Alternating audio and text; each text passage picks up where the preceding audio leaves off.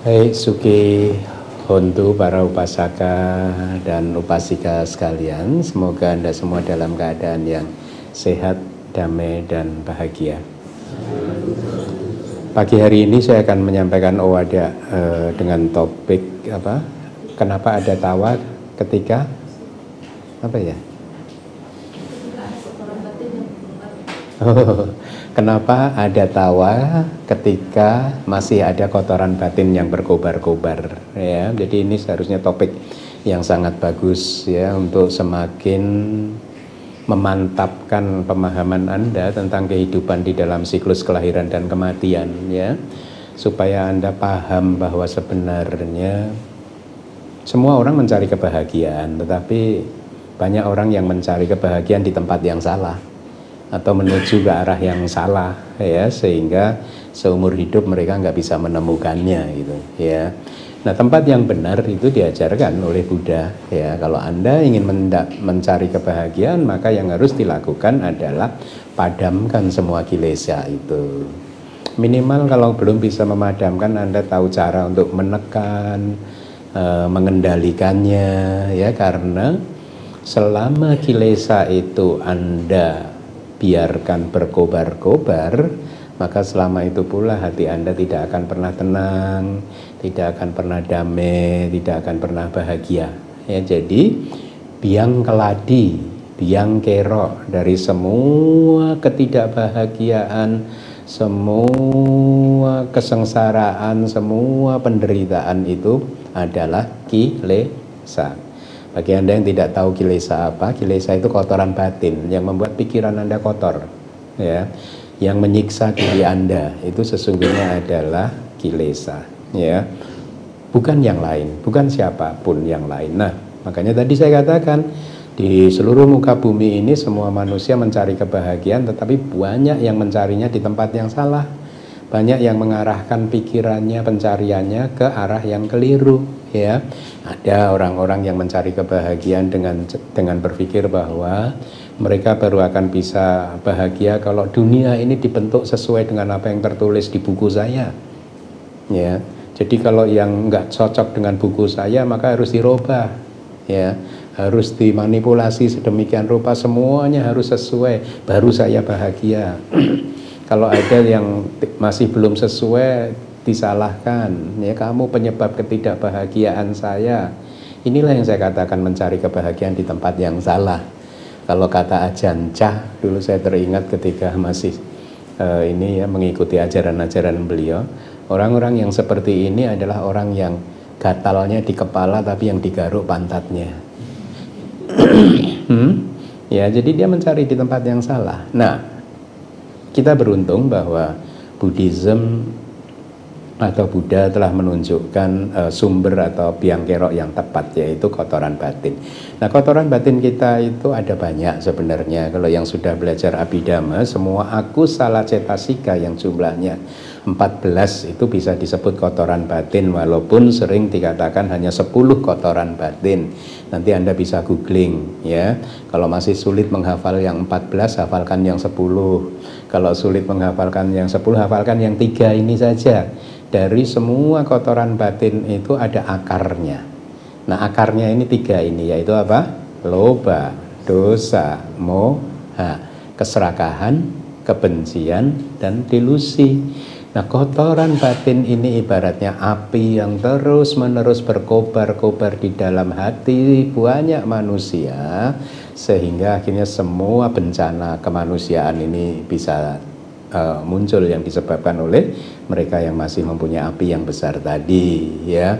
Nah, oleh karena itulah, karena kotoran-kotoran batin ini adalah penyebab dari ketidakbahagiaan kita, ketidakdamaian hati kita yang terus-menerus membara di dalam pikiran-pikiran banyak manusia. Oleh karena itulah, kalau Anda ingin mendapatkan kedamaian, Anda harus berjuang untuk memadamkannya, ya. Padamkan kotoran batin tersebut dan hati Anda pun akan damai. Jadi sebenarnya ini pun juga arti dari kata nibbana. Nibbana itu artinya kalau api padam, nah itu nibbana. Yes, salah satu arti dari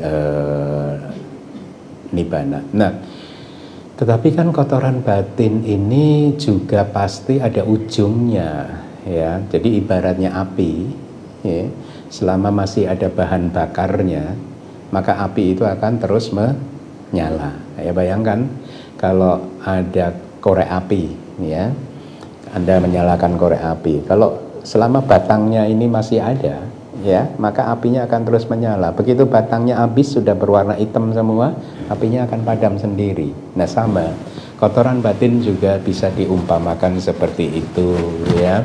Ibaratnya api. Nah, bahan bakar dari apinya ini apa? Bahan bakarnya adalah pancu padana. Bahasa Palinya ini adalah 5 agregat, ya. 5 agregat itu ya apapun yang ada di alam semesta ini yang menjadi objek kemelekatan kita. Ya, jadi ini sumber masalahnya. Selama masih ada kemelekatan terhadap 5 agregat tadi yang menjadi objek kemelekatan, maka apinya akan terus menyala, ya. Nah, jadi selama masih ada bahan bakar, api akan terus menyala. Nah, bahan bakarnya adalah kemelekatan kita terhadap panca indera, ya, atau 5 agregat yang menjadi objek kemelekatan. Nah, kalau kita tidak memadamkan itu, maka kehidupan ini bisa tanpa akhir.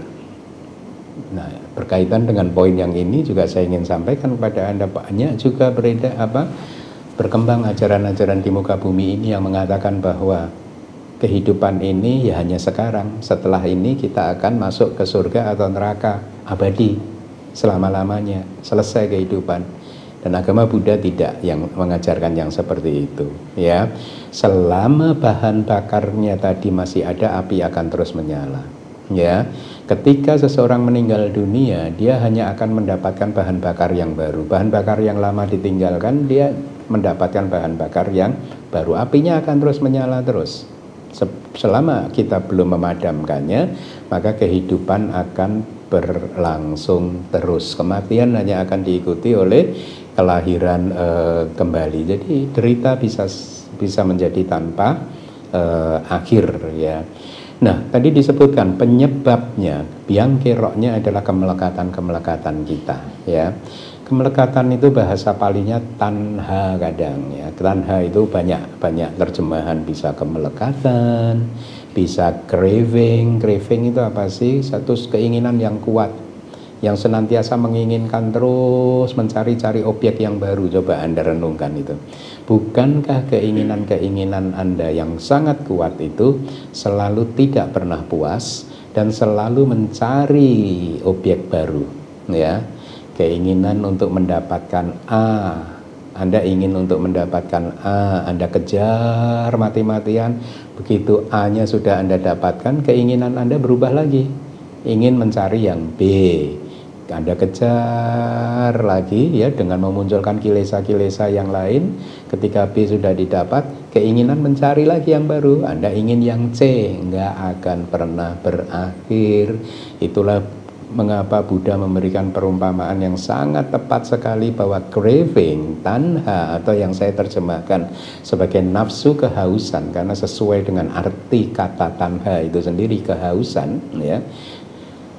Itu diibaratkan oleh Buddha sebagai seseorang yang haus, lalu dia minum air samudra, air laut. Katanya kalau seorang yang haus minum air yang asin begitu, dia kehausannya bukan malah sembuh, tetapi malah menjadi. Itulah craving, itulah nafsu-nafsu kehausan, keinginan-keinginan Anda yang kuat. Coba renungkan. Pernahkah keinginan-keinginan Anda itu terpuaskan? Enggak, ya. Begitu A tercapai lalu keinginan nggak muncul lagi. Anda puas dengan apa yang sudah Anda capai? Enggak, ya.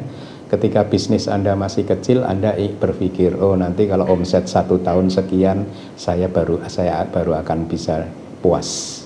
Ketika omsetnya tercapai, muncul lagi, oh enggak, harus tingkatkan lagi dikit lah, ya. Ini belum nih, ini kalau dikit lagi baru puas nih. Begitu yang dikit lagi tercapai, lihat aja. Coba Anda kontemplasikan sendiri. Keinginan selalu mencari objek-objek atau target-target yang baru, itulah craving. Itulah tanha. Nah, pertanyaannya adalah apakah kita akan terus-menerus diombang-ambingkan oleh permainan craving yang seperti itu, oleh nafsu keinginan yang seperti itu, ya. Kita akan terus minum air laut, ya, sampai mabuk, ya, nggak sadar mabuk, bahwa mabuk itu dalam arti begini loh. Saya teringat dengan salah satu kalimat yang diucapkan oleh Karl Marx. Anda tahu Karl Marx? Dia yang mengajarkan tentang Marxisme itu, ya. Salah satu kalimatnya kalau nggak salah ketika dia membahas tentang sistem ekonomi di Rusia sana, gitu, dia mengatakan ini kalimatnya gini: religion is the opium of the masses. Kata-kata Karl Marx itu. Jadi memabukkan begitu. Sama sebenarnya craving, sekarang saya ganti. Kalau Karl Marx mengucapkan itu, maka sekarang religionnya saya ganti craving. Craving, tanha, ya, nafsu kehausan, ya, is the opium of human being, of the masses. Ya, jadi memabukkan. Nafsu-nafsu keinginan Anda benar-benar memabukkan, sehingga Anda nggak pernah sadar bahwa Anda menjadi budak dari permainan nafsu-nafsu keinginan Anda. Target A terpenuhi, tingkatkan target B, terus sampai tua nanti, sampai ke ujung dunia nanti. Padahal saya sudah pernah berkata bahwa semua jenis kebahagiaan yang ada di muka bumi ini sudah pernah Anda rasakan. Artinya kebahagiaan itu ya sudah seperti itu aja yang setiap hari sudah sering Anda rasakan. Jangan terdelusi, jangan mabuk bahwa dengan berpikir bahwa oh nanti di ujung dunia sana akan ada kebahagiaan yang berbeda. No way. Kebahagiaan ya hanya kayak begitu saja. Paham maksud saya?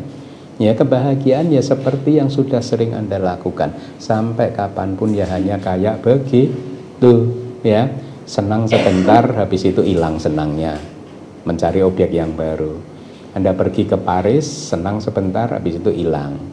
Terus pengen ke Itali, udah ke Itali pengen ke Belanda, pengen ke Swiss, pengen kemana, hanya begitu saja. Ya, saya sering merenung kalau dalam hal begini. Dulu waktu kecil saya itu kayak punya obsesi, saya pengen ke Amerika, gitu. Nah begitu tahun 2015 saya ke sana, tahun 2016 saya ke sana, habis itu udah selesai. Saya nggak pergi-pergi lagi sampai sekarang. Kemanapun, nggak hanya ke Amerika. Ya karena menurut saya kebahagiaan hanya kayak gitu aja, gitu. Kayak begitu aja, gitu. Nah, jangan menjadi budak dari nafsu keinginan Anda, ya itu poinnya. Ya, jangan dimabukkan oleh craving Anda. Jadi kita sekarang punya statement apa? Craving is the opium of the masses. Ya, memabukkan. Tanpa Anda sadari, Anda menjadi budak dari craving Anda. Ya, nah, oleh karena itulah ya, supaya kehidupan ini menjadi bermanfaat, menjadi penuh dengan kedamaian dan kebahagiaan, Anda menjadi naik tingkat dalam karir spiritual Anda harus memahami kehidupan ini, ya. Dan juga kemudian berjuang untuk memadamkan api-api tersebut, ya. Sebagai bagian akhir dari Owadak saya akan menyampaikan satu dhamma desana dari Buddha, ya, yang berkaitan dengan apa yang sudah saya sampaikan. Jadi dhamma desana ini disampaikan oleh Buddha ketika beliau sedang tinggal di Wihara Jetawana dengan mengacu kepada sahabat-sahabat dari Wisakha. Wisakha ini kan upasika yang paling murah hati kan di zaman Buddha kan. Kalau yang laki-laki kan Anathapindika, ya. Jadi diceritakan bahwa ada 500 suami menyerahkan istri-istrinya itu kepada Maha Upasika Wisakha. Artinya kayak dititipkan begitu, ya. Kitabnya nggak berbicara latar belakangnya sih, tetapi hanya begini saja. Para suami ini menitipkan 500 tadi istrinya tadi, ya. Itu dengan tujuan supaya mereka menjadi atau istri-istrinya bisa hidup dengan penuh kewaspadaan, ya. Jadi ini poinnya, ya. Kalau Anda dimabukkan oleh craving, Anda nggak waspada. Anda nggak sadar terhadap apa yang sedang terjadi di dalam diri Anda dan di sekitar Anda. Nah, si suami tadi menitipkan dengan niat seperti itu supaya istrinya itu bisa hidup waspada. Setelah diserahkan, mereka kemudian menjadi pengikut dan sahabat dari Wisaka, ya. Jadi mereka selalu mengiringi Wisaka kemanapun Wisaka itu pergi. Pada satu waktu ketika ada pengumuman bahwa sebentar lagi akan ada festival selama 7 hari. Kayaknya di Indonesia sekarang udah jarang ya ada begitu ya. Seingat saya kalau saya masih kecil dulu suka ada festival kan di pusat kota di Semarang itu yang nanti ada hiburannya selama kadang bisa sebulan loh itu. Jakarta mungkin masih ada kali ya atau enggak ada ya. Nah, jadi pada suatu hari diumumkan tuh festival selama 7 hari tersebut dan 500 istri tadi mendengar pengumuman tersebut. Lalu mereka ketika mendengar apa yang dia lakukan, mereka menyiapkan arak untuk suami mereka masing-masing. Jadi membuat arak gitu atau membeli ya. Setelah bersenang-senang di pesta tersebut dengan minum arak selama 7 hari, ketika genderang pesta yang menandai akhir dari pesta sudah ditabuh, di hari yang ke-8, para suami pergi bekerja, ya. Tapi apa yang terjadi dengan istri mereka? Istri-istri tersebut juga pergi menemui Wisaka lagi dengan berpikir, kami tidak mendapatkan izin untuk minum arak di depan suami.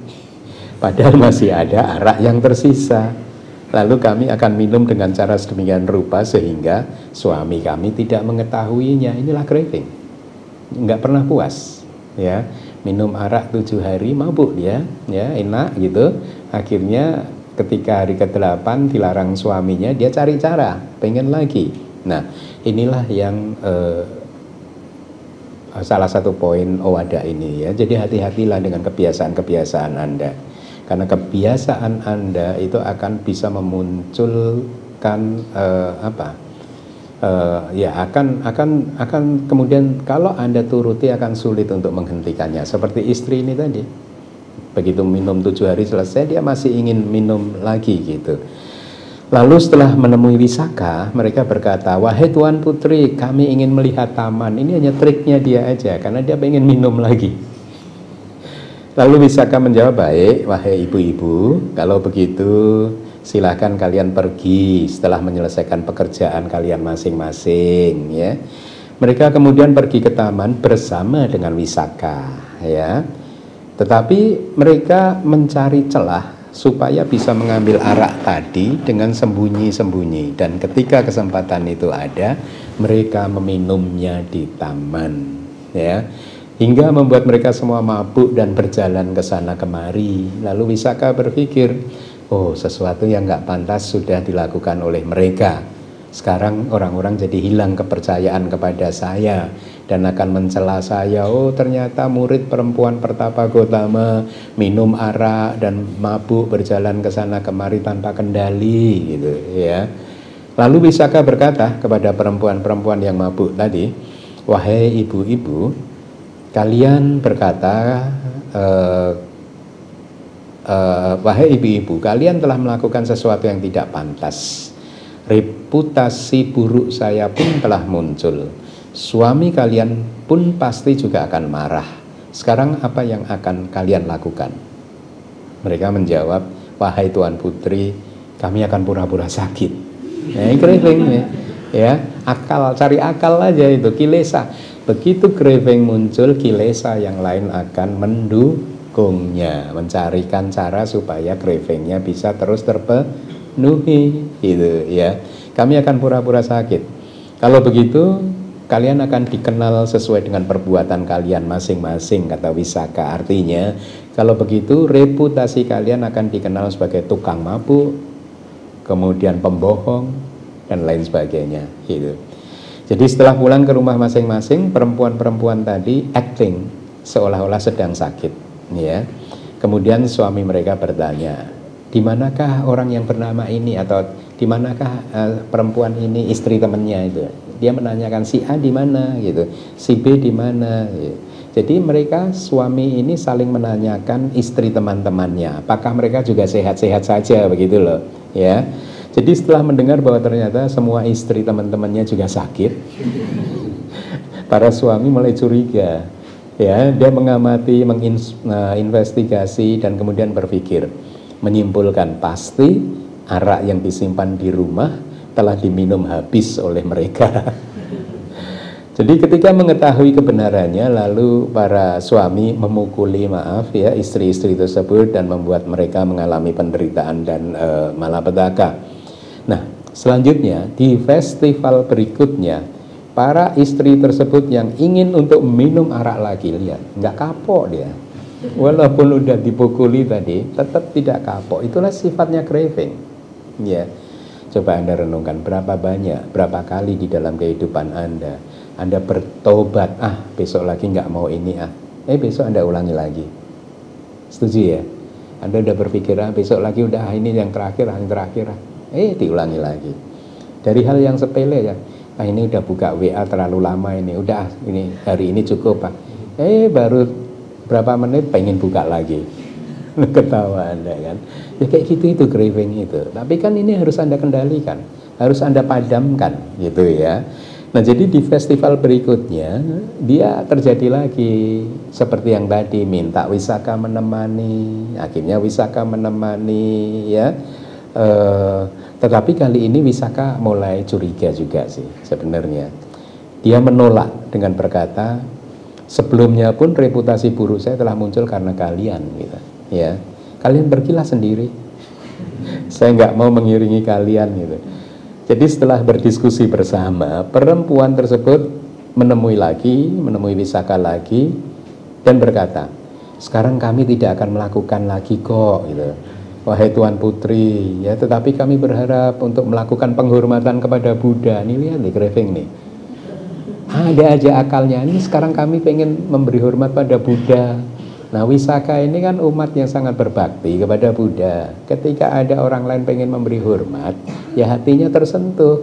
Ya, lalu Wisaka akhirnya melunak dan berkata, wahai ibu, sekarang, nah kalau begini saya mau menyertai kalian. Mari kita pergi dan silakan bersiap-siap. Jadi ketika membawa wewangian, parfum gitu ya, untaian bunga dan lain-lain untuk dipersembahkan kepada Buddha dengan menggunakan keranjang-keranjang, para perempuan tadi yang tukang mabuk tadi menyembunyikan kendi-kendi kecil berisi arak, digantungkan, disembunyikan sedemikian rupa di tangan mereka, lalu mungkin di pakaian mereka, lalu mereka mengenakan kain baju yang besar supaya tertutup. Craving kayak gitu. Dan kemudian setelah rapih, mereka menemui Wisaka, lalu pergi bersama ke wihara ya. Ketika sudah sampai di wihara dan bertemu Buddha, mereka memisahkan diri ya, begitu ya. Itu minum air laut itu kayak gitu, pergi menjauh dan menyingkir. Di tempat yang sepi mereka minum arak lagi di wihara loh ini, dari kendi-kendi kecil tadi. Setelah membuang kendi-kendinya, mereka kembali lagi menemui Buddha dan duduk di hadapan Buddha. Lalu Wisaka berkata kepada Buddha, wahai Bante, mohon Anda menguraikan dhamma kepada perempuan-perempuan ini ya. Ini kan perempuan tuh pada mabuk, tuh tubuhnya bergoyang-goyang, kata Wisaka. Mereka menari, bernyanyi di hadapan Buddha gitu ya. Pada waktu itu dewata-dewata yang berasal dari kelompoknya Mara berpikir, saya mau menguasai tubuh mereka ya. Kemudian singkat cerita, akhirnya dewa-dewa tadi menguasai tubuh-tubuh perempuan tersebut, dan beberapa di antara mereka jadi kayak kerasukan begitu ya, bertepuk tangan dan tertawa-tawa di hadapan Buddha, sementara yang lainnya menari-nari di hadapan Buddha. Setelah mengarahkan perhatiannya, Buddha berpikir ada apa ini gitu. Lalu Buddha mencoba mencari tahu dan akhirnya beliau mengetahuinya. Lalu Buddha bertekad, mulai sekarang saya tidak akan memberikan izin kepada para dewata yang berasal dari grupnya Mara tadi untuk mendapatkan kesempatan turun ya, menguasai tubuh manusia ya, karena itu adalah tekadnya Buddha. ketika Buddha bertekad untuk menyempurnakan diri selama 4 asangkaya dan 100.000 kalpa, katanya salah satu tekadnya adalah supaya semua makhluk itu bisa menyeberang ke pantai seberang tanpa gangguan dari mara, dari setan, gitu ya. Nah, singkat cerita, akhirnya Buddha pun mengusir para dewa tadi, dan perempuan-perempuan tadi pun akhirnya disadarkan oleh Buddha ya, dengan berkata, kalian tidak pantas untuk datang di hadapanku dengan mabuk seperti itu ya. Oleh karena ketidaksadaran kalian, maka para dewata dari kelompoknya Mara mendapatkan kesempatan untuk turun, kata Buddha ya. Dan kalian dibuat tertawa, menari dan lain sebagainya gitu. Jadi akhirnya tertolong oleh Buddha. Lalu Buddha menyampaikan Dhammadesana ini ya. Sebenarnya ini berasal dari Dhammapada stanza 146. Jadi stanza 146 berbunyi, kenapa ada tawa, kenapa ada kegembiraan ketika ada yang selalu berkobar-kobar? Selagi tertutup oleh kegelapan, kenapa kalian tidak mencari penerangan? Sama, ini nasihat ini untuk kita semua ya. Kenapa masih ada tawa dan kegembiraan ketika ada yang berkobar-kobar kayak tadi? Ketika masih ada banyak kilesa yang belum bisa kita padamkan. Sementara kehidupan ini sangat singkat. Berapa tahun lagi kita akan hidup di muka bumi ini? Sekarang saya udah hampir 60 usia saya. Saya sering merenung mau sampai kapan saya akan begini terus. Ya, dan usia 60 pun sudah merasakan kemerosotan kualitas fisik saya gitu. Ya. Mungkin nanti 70, 80 udah makin lemah. Saya juga nggak tahu sampai kapan usia saya. Sama dengan Anda. Mau sampai kapan Anda terus tertawa, bersenang-senang, bergembira ya. Selagi masih ada api yang terus berkobar-kobar gitu. Selama masih ada kegelapan, kenapa kita tidak mencari penerangan? Nah, jadi perempuan tadi beruntung karena ada Buddha ya, sehingga ketika akhir dari wejangan tadi 500 perempuan tadi menjadi Sotapanna karena ada Buddha ya. Nah, sekarang kita nggak ada Buddha ya. Anda harus berjuang dengan tekun ya. Nah, tetapi apapun itu, pesan saya yang terakhir, sesungguhnya kunci dari kedamaian dan kebahagiaan hati adalah selalu bersyukur dengan apa yang sudah Anda capai dan Anda lakukan saat ini ya. Syukurilah apa yang sudah Anda capai. Saat ini Anda sudah mempunyai ketertarikan terhadap kitab suci, mempunyai ketertarikan untuk berlatih, maka syukurilah itu ya. Lakukan yang terbaik yang Anda bisa, and let the future take care of itself. Paham ya? Yang bisa Anda lakukan hanya melakukan apa yang terbaik yang bisa Anda lakukan di setiap momennya, dan biarkan masa depan mengurusi dirinya sendiri.